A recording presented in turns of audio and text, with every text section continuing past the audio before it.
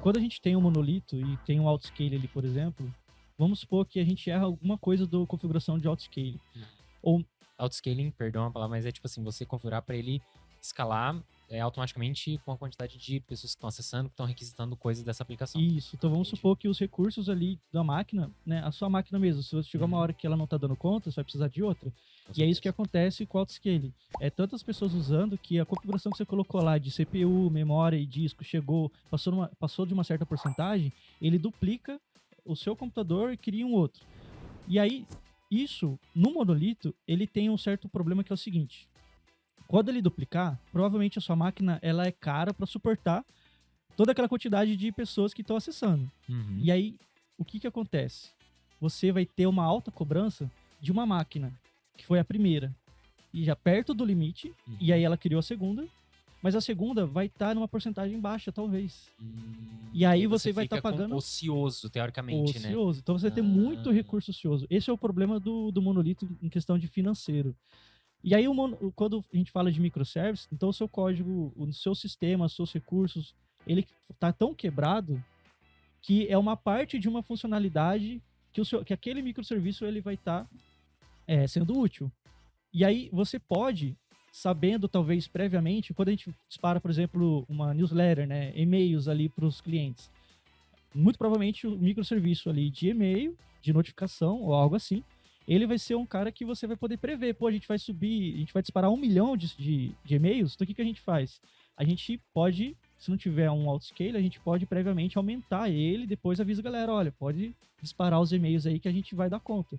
Só que aí você não duplicou uma grande máquina, uma máquina que é muito cara e que deixaria recursos ociosos. Você duplicou mais uma pequena máquina 1, 2, 3 vezes. E aí, nesse caso, o custo vai ser menor. Mas, no geral, o microservice, ele é mais caro. Mas olha que interessante, você falou sobre conhecer muito bem o uso porque, obviamente, nesse exemplo, você tinha que conhecer muito bem o uso da aplicação e provavelmente quem usa não é nem o desenvolvedor. Então, como que as pessoas desenvolvedoras elas podem estar mais próximas, por exemplo, da galera de produto, para eles conhecerem melhor como o usuário está usando o produto, até para, se eu comecei no monolito, qual é a estratégia para a gente aumentar a nossa escalabilidade, deixar a nossa aplicação disponível, mas gerando o maior valor com o menor custo, né? Ao invés de eu aumentar todas as minhas máquinas e gastar mais 20 mil, 30 mil reais de servidor, como que eu gasto às vezes metade disso, mas ainda contemplo todas as atividades que estão sendo feitas? Como que a galera pode ter mais essa visão? Boa.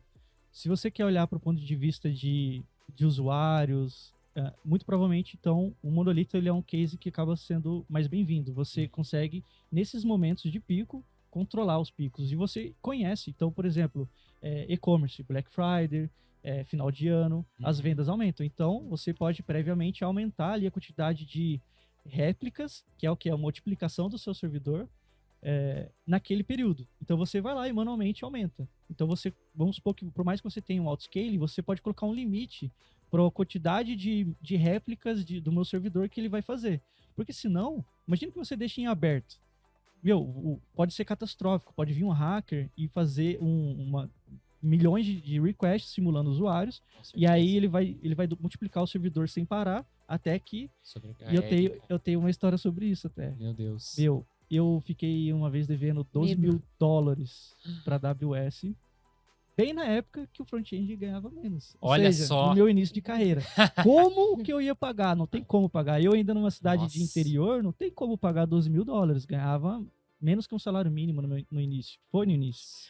E aí aconteceu de um servidor, de um hacker, ele conseguir pegar ali os dados de acesso à AWS, multiplicar em todas as zonas do mundo, em todos os países do mundo, colocar o servidor para rodar no máximo, e eu demorei para perceber isso. Quando eu percebi, eu pedi ajuda do pessoal que trabalhava comigo na época. Ali piscando. Nossa, eu fiquei tremendo, cara, eu tremi muito naquela época.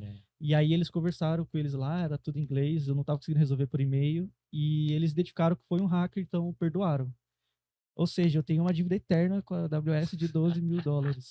Escolha outro provedor sem ser AWS. Exato. A AWS podia patrocinar o nosso podcast aqui, hein?